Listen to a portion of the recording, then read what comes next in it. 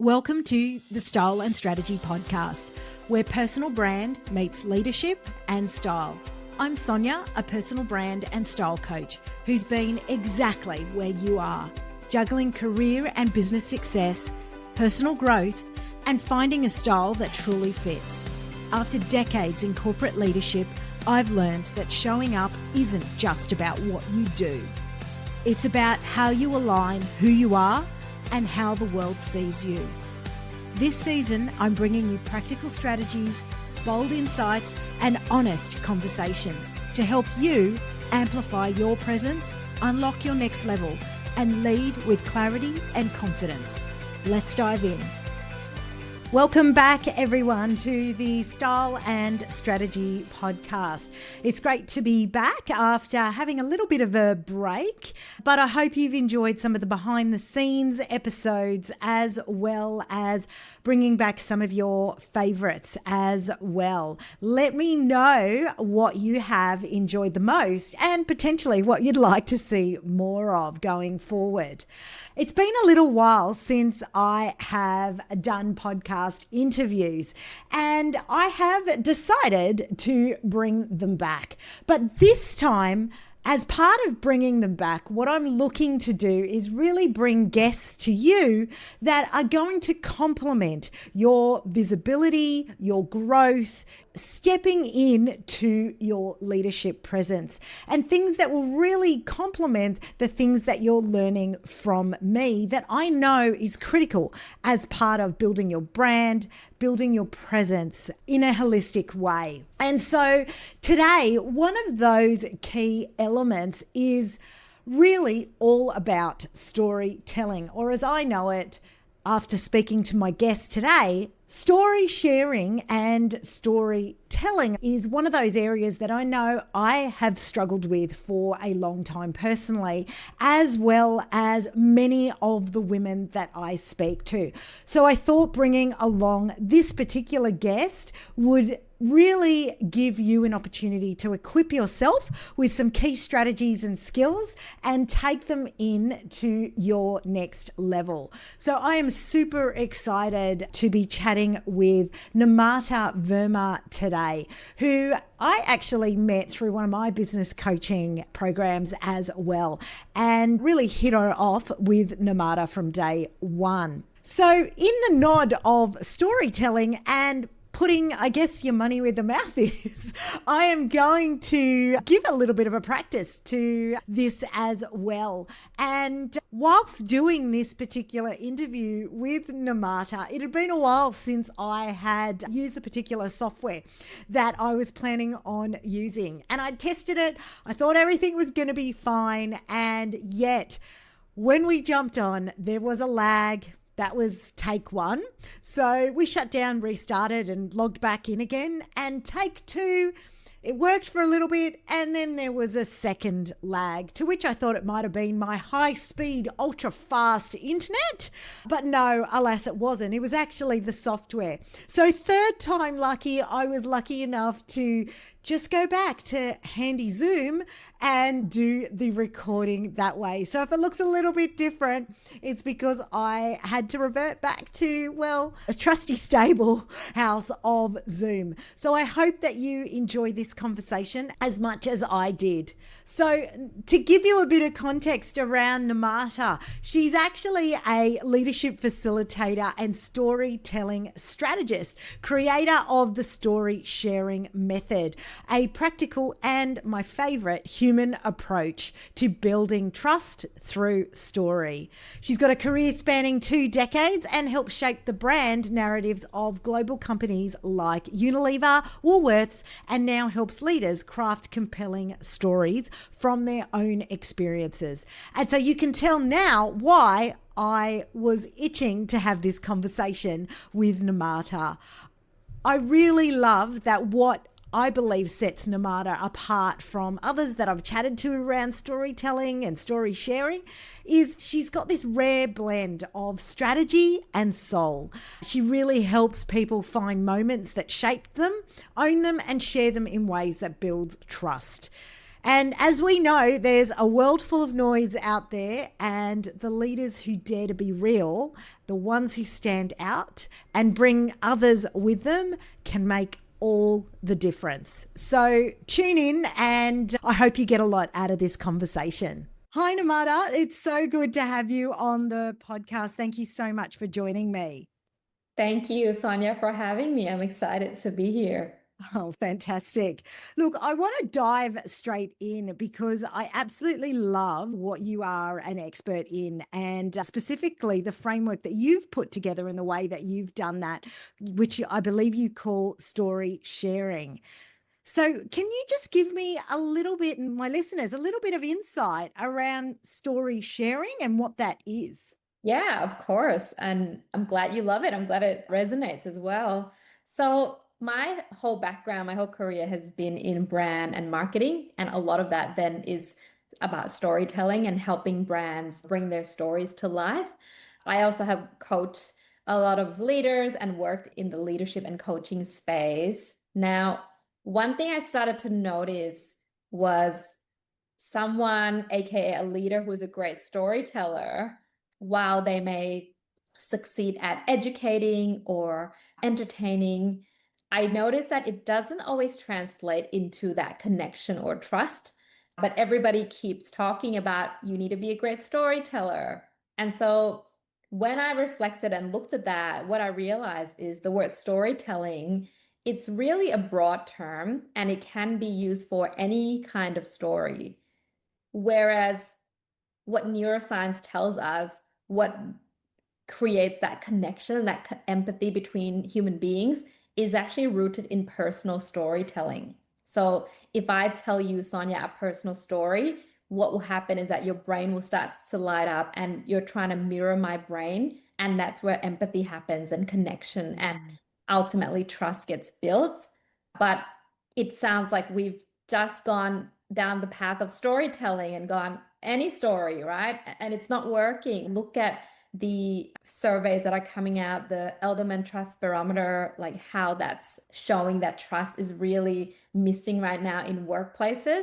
Yeah. So I saw story sharing as really that key piece that can connect that gap and really differentiate and distinguish between a story, which is still entertaining and great. We love stories versus the art and science of how do I share personal stories in a way that's not to entertain you, but to connect with you and to invite you into my world and build that trust with you. Yeah, I love that, Namada. I've actually got goosebumps listening to you describe that because I know with a lot of women that I work with, and even for myself personally, you have seen the real strength of story. I'm going to use your term, actually storytelling, or what was known as storytelling, and exactly what you talk about in terms of this trying to build up trust, empathy, authenticity. And yet we're telling leaders, you've got to share more of yourself. But actually, for many, it's really hard. It's really hard to be able to know how much, how little, how do I actually go about doing this? You reframing that and shifting that to being just sharing those moments to create that connection is just beautiful.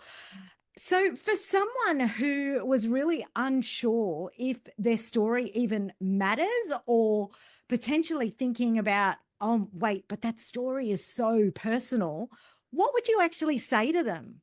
Yeah, that's pretty much everybody I speak to, Sonia. So, first of all, they're in good company. Look, what I've noticed is us as human beings, and as particularly women, we have really great intuition, but what's missing is that we don't trust it, right? So the minute something starts to surface, we squash it down. And that's what I notice because I have a process to help mine those moments in our lives called story mining, where we prompt and ask some questions about stages and moments of life and watch and see what stories will surface. And oftentimes, and try this for yourself, everybody, if you ask yourself some questions, you can even ask someone else to prompt you or even type into ChatGPT, right? And go, can you prompt me to recall some key moments in my life? Yeah. There's, of course, more to it, but as even that basic level, you'll find that intuitively There's stories that are just right there. If I ask you, tell me about a time you felt really embarrassed. If you just let sit with it and allow yourself to listen, immediately something comes to mind. But see, we squash that down. So what I'm encouraging everyone to embrace is that one, the first thing that comes to mind, it's most likely that's the story that wants to be told and wants to be surfaced. I love that too, because exactly as you said, like sometimes thinking about those stories, you have to be prompted with some questions or things like that, because most of the time you just go blank around the kind of stories that, well, which one should I pick? How do I even then weave it into a relevant, maybe a team situation or anything like that? Or even, I think, I'm sure you'll have some insights around those critical times, like a networking event of some sort, right? Where you go, oh, which story do I bring to that? So, what would you say in those particular circumstances? Would a story be relevant? Is it, and how much to actually share without it feeling, oh my God, I don't think I was doing all the talking? Yeah, so that's a really great question. I get asked that all the time, and it's twofold, right? What you're asking. A, how do I match my stories to the moments? And then B is around how do I share it? What's the structure? So I've got a framework called story mapping, which maps your moments slash your stories to your message. And we always start with what's your vision? What's your message? What do you want to be known for? And then we overlay that with what are some of our audience's pain points or frustrations, and then we start to look at what can we share that will show empathy, what could we share that might inspire them, and what could we share that could potentially also educate them. So some of these are the key themes. So there's a process we go through that will map that out so that in every scenario that you're in, you basically developed a bank of stories that you can use and that you can pull from and go, this is relevant for this, right? So that's the part about when to share what. And then in terms of what to share, again, a really good story doesn't need to be long. We don't need to say every single thing. My framework, what I recommend is we always start with sharing a moment where we see the action of what's actually happening, because that's almost opening a portal, right? We're inviting people in. We're going, hey, here I am in this meeting. Here I am at this event. Here I am sitting across from my manager. We bring people in straight into the action. Yeah. And then we can zoom out of the action a bit and give them just enough context. Like, hey, it's my performance review. It's been a year and I'm having my first chat with my manager about how my performance is going, rather than 5 years ago, I changed jobs, and that you don't need the whole history. And then we go into then what's the key emotional peak moments that have happened? Oh, this was said to me. I was really upset. I walked away. This is my realization. Like boom, boom, boom into the key emotional moments. And then we wrap it up with a takeaway. Like, why are you sharing this? What does it mean to you? What is the message that you want to embed into this story? What do you want people to take away from it?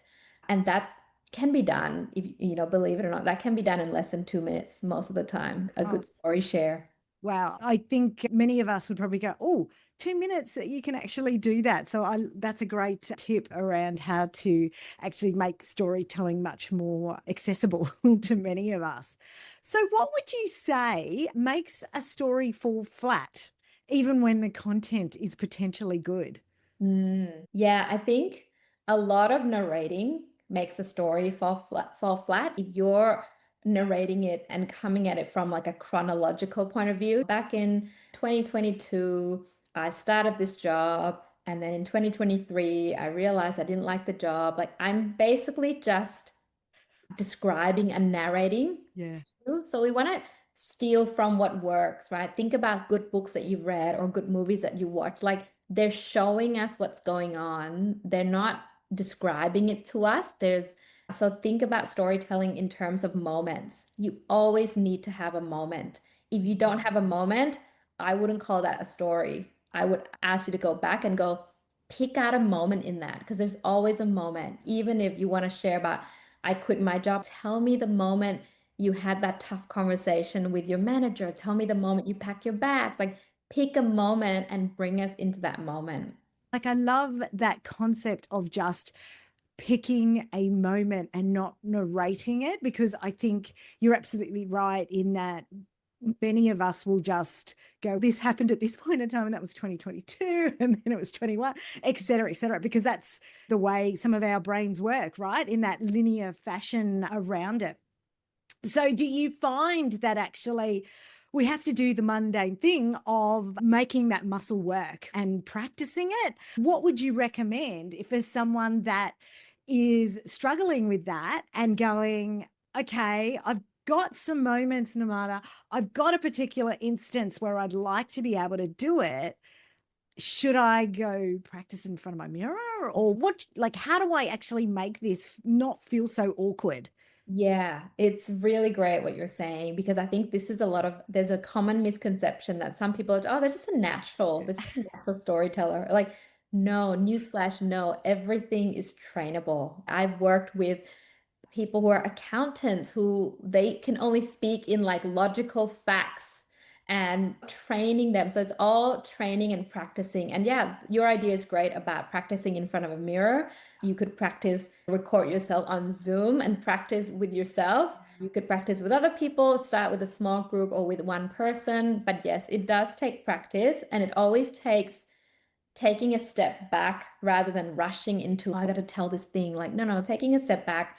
I don't tell a story without first at least doing following my own framework, but at least doing like a bullet point. Even if I'm doing the bullet points in my mind, there's always a way to structure it. And that, takes practice as well. Yeah. Okay. So, bit of practice, have a bit of a framework in place. So, is there one element of a story that makes a good, like that? I guess when you're watching someone or listening to someone, is there one element that can make a story really unforgettable, which will therefore help you become unforgettable in a room? I love all the questions you're asking because I get asked this and I think people really want to know. It's actually, there's of course how you deliver a story makes a difference, but the number one thing that makes the biggest difference, Sonia, is your ability to almost relive your story again, right? If you're telling a story about the time that you were really nervous or really upset, like how much are you able to embody those feelings again and stay with them? Because it comes across in how you deliver it. And that's what moves people. A great story gives us goosebumps. And it's because the teller feels it as they're sharing it. Mm. So I would say that's the number one factor is that you've got to be feeling that while you're sharing it. So let's talk about it through the lens of leadership visibility. You know that, I work with a lot of women where we're talking about leadership presence, and I'm coming at it very much from a visual brand perspective, because obviously when they're coming into the room, they want to feel like them. That's going to make them, I guess I would call it, their frequency is a lot stronger, and they're more grounded in when they sit down to actually communicate. And then hence why I really wanted to have you on the podcast, because I then see as part of that presence is when you are articulating something or you're trying to get a message across and you really want it to land, that this is where storytelling can play a really critical role. So, what is your perspective on when you are in those rooms or up on those stages? How much be weaving in the storytelling? Where have you seen the impact that can actually create when someone's really taken the time to sit down, especially if they're not great at it, to really learn and practice this sort of story sharing technique? Yeah, look, I would say it's critical because in a sea of knowledge where everyone comes with their expertise and their knowledge, and your knowledge overlaps with someone else who's also an expert in a similar field to you, what sets you apart is your humanity. Mm. Is and that can only be shared through your stories. The way that it's great what you're helping these women and these leaders do because they then own who they are through how they're showing up physically. Yeah. And the stories that they share then is part of that. It reinforces them owning themselves as a whole human being. And that kind of presence, when someone is at home with themselves and able to share from who they really are, that does something that moves people, and that has people remember that. Wow, this person, like I was interviewed on a podcast last year, and it wasn't even about storytelling. It was a marketing when I was doing my brand consultancy, and the topic of storytelling came up. So I demonstrated and I shared a really vulnerable and personal story in my life as a demonstration, right? But I felt it, I shared it from my heart. And somebody from across the world, from Europe, contacted me upon seeing my podcast and said, "What did you just do? Like that story you told, I need to learn how to do that." And I'm now coaching her, so Love that. that's what happens when you can share a powerful story like that. People remember it and it's magnetic, and they're like, "What? I want that. I want to be around that energy." Yeah. Oh, again, you've given me goosebumps. I love that. So, would you say then that there's always an opportunity to share a story, obviously of different lengths and or moments, as you say? Yeah, 100%. Like I always have think from and not just like where can I share my story, but how do I build trust? So every time I'm in Yeah. a meeting with someone new or even with my team, I'm always thinking from how do I build trust? And usually the shortcut to that is a story share. And Yeah. it doesn't need to be elaborate. It can be something as simple as, this is what's been going on in my life. This is a little bit about my toddler woke up at 2 a.m. Like it's sharing something that is personal to you that has them go, this person's human. Oh, they can breathe a little bit. Like, she gets it. She's human, like Yeah. Sonya, our tech thing has been completely a mess in this episode. Like we can share about that and go, Yeah. oh my goodness, that can be your new story share. Like, I was recording this podcast and here's all the things that went wrong. And here's how I carried myself at the end of it all. Yeah. Yeah. So I think to answer your question, like it's every moment is an opportunity to share. So one last question as I come into sort of the close here is I think that there's two camps around this, right? One is you are really confident in sharing those stories and feel really capable. And like you said, it comes naturally. Others of us who are trying, feel a bit difficult, etc. But then what can happen is you walk into those rooms where there's certain individuals that will shake your confidence level and sharing potentially those personal, even if it is a moment, becomes just that little bit harder.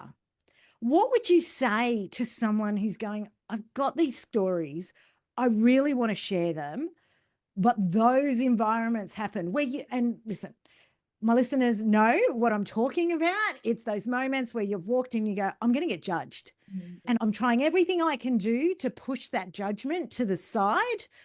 But I know in my heart that sharing the story is going to be the way to be more impactful. It's going to reinforce my presence, etc.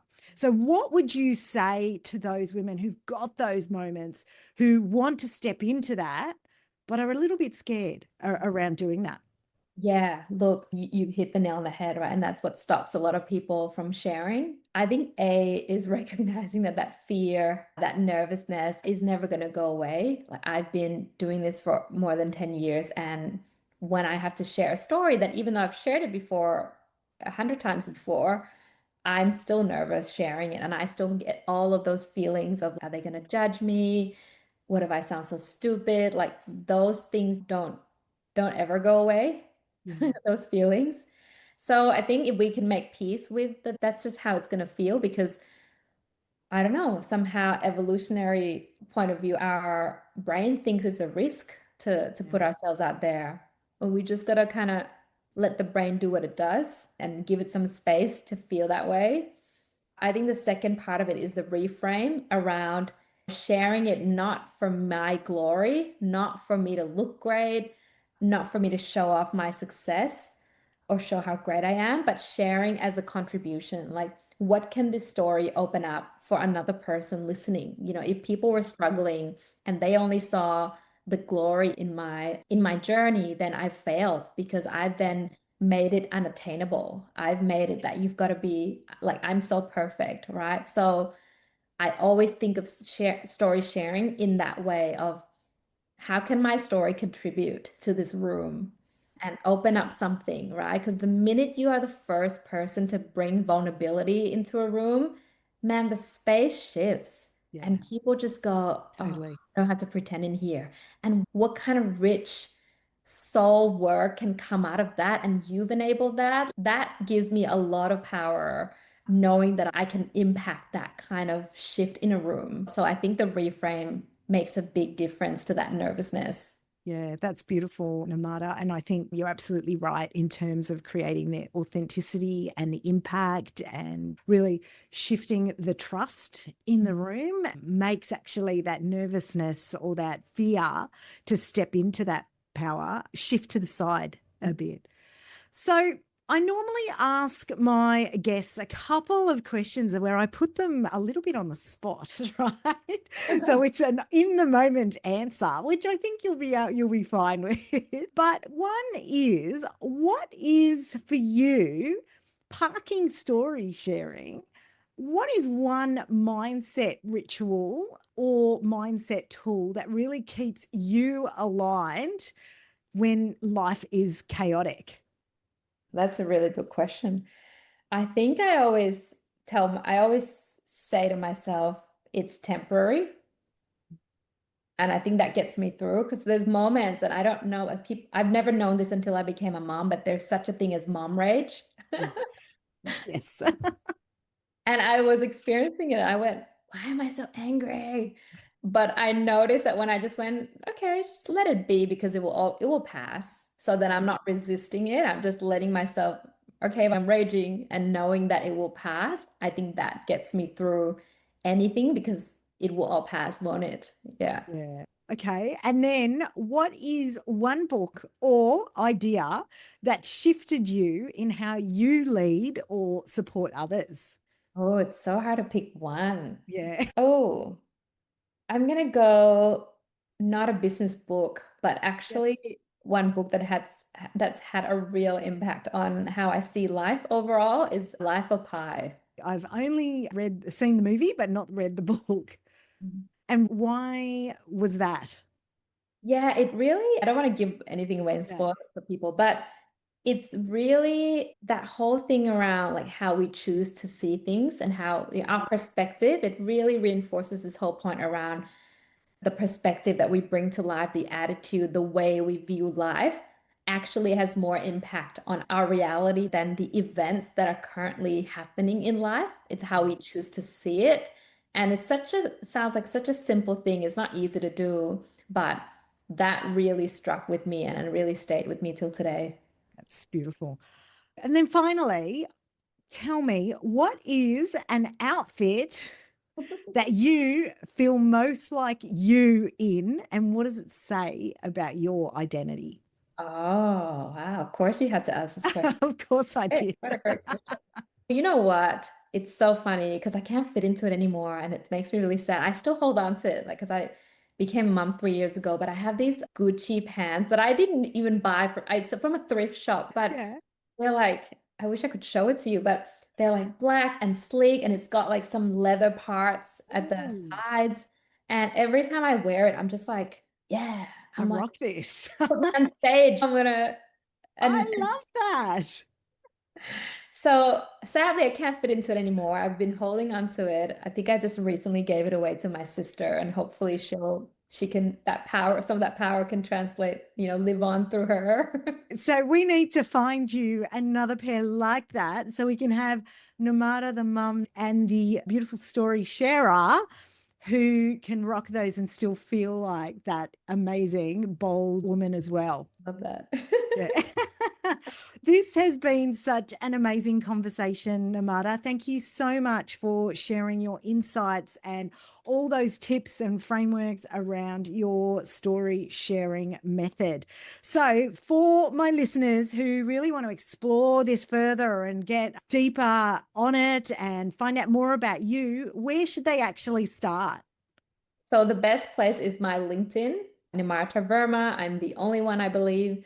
And I've got a lot of resources that I share around a story sharing guide, how to get started in sharing your story. I've got a new custom ChatGPT prompt that I design on that helps you share your story on LinkedIn or email to make it sound more like you, and a couple of other resources. So if you check out my LinkedIn, that's a good place to start. Amazing. Thank you, Nimarta. And so for everyone listening and keen to jump over there, I'll have all of those details in the show notes. So if this has sparked something for you, then tag Nimarta and I with your biggest takeaway, or send it to a friend who actually needs to hear it. Thank you so much, Nimarta, for spending today with me and with all the tech issues that we had today. But I loved chatting with you, and I will speak to you soon. Thank you. It's a pleasure. I enjoyed this conversation so much. Thank you.